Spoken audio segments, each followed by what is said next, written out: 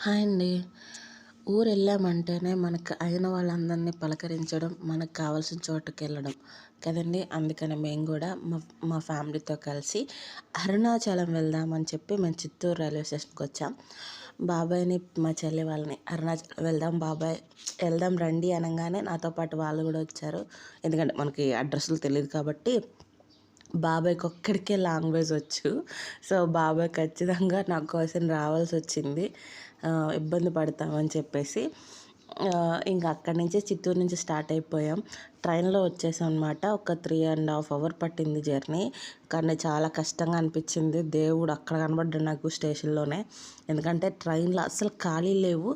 జనాలు అసలు చాలా ఇబ్బంది పడిపోయాము. పిల్లలతో వెళ్ళేవాళ్ళు ఎవరైనా సరే ప్లానింగ్ చేసుకొని వెళ్ళండి. మేమందరం కలిసి అప్పటికప్పుడు డిసైడ్ చేసుకొని బయలుదేరాము. అయినా సరే మాకు లేట్ అయింది కానీ దర్శనం మాత్రం చాలా బాగా జరిగింది. 1 అవర్‌లోనే మా దర్శనం అంతా కంప్లీట్ అయిపోయింది. మేము వెళ్ళిందే 2:30 కల్లా అరుణాచలం వెళ్ళాం మధ్యాహ్నం. సో, వెళ్ళడంతోనే రాజగోపురం ద్వారా నుంచి మేము దండం పెట్టుకొని క్యూ లైన్‌లోనే వెళ్ళిపోయాం. ఫ్రీ దర్శనానికి వెళ్ళలేదు. ఎందుకంటే చాలా జనం ఉన్నారు అక్కడ. అప్పటికే మేము బాగా అలసిపోయామని చెప్పేసి మేము టికెట్స్ తీసుకొని లోపలికి వెళ్ళిపోయాం అనమాట. ఇంకా దర్శనానికి ఇంకెక్కడ నుంచోకుండా లైన్‌లోనే అలా నడుచుకుంటూ మేము లోపల మండపం వరకు వెళ్ళిపోయాము. గర్భగుడి వరకు వెళ్ళిపోయాం అనమాట. కానీ వీడియో తీయలేకపోయాను కానీ నిజంగా జీవితంలో ప్రతి మనిషి కూడా అరుణాచలం ఒక్కసారైనా చూడాలండి. బయట ఎంత చల్లగా ఉందంటే గుడి సరౌండింగ్స్ మొత్తం చల్లగా ఉంది గాలితో. మ ఎప్పుడైతే గర్భగుడిలో కాలెట్టామో నిజంగా వేడి సెగ, మనకేదైనా భోగి మంటలేసినప్పుడు వేడి సెగ కొంచెం దూరంలోంచి వస్తది చూడండి.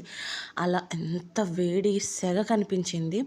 అందులో దేవుడిని మేము అరౌండ్ ఒక 50 మినిట్స్ పైనే చూసాము. అలా నుంచొని చూసాము. దర్శనం అయితే కళ్ళ నిండా ఆయన్ని నింపేసుకున్నామండి. మళ్ళీ వెళ్ళడానికి అవకాశం ఉందో లేదో నాకైతే తెలీదు. వెళ్ళినప్పుడు మాత్రం నేను తనివి తీరా ఆయన్ని కళ్ళ నిండా నింపుకున్నాను. అంత బాగున్న లోపల అంత బాగుంది. చాలా మంచి వైబ్స్ అనమాట. చాలా బాగుంది గుడి. ఇది వచ్చేసి అరుణాచలం మొత్తం టెంపుల్ ఆర్కిటెక్చర్ అంతా కూడా ఇక్కడ డిస్ప్లే చేశారండి. ఎటు రాజగోపురం దాటి ఎన్ని ఉన్నాయి, మనకు మొత్తం సౌత్ వైపు, నార్త్ మొత్తం గుడి ఎంత ఉందో అనేది ఇక్కడ డిస్ప్లే చేశారనమాట. ఖచ్చితంగా అందరూ వెళ్ళండి, చాలా బాగుంటుంది. ప్లీజ్ సబ్స్క్రైబ్ చేసుకోండి.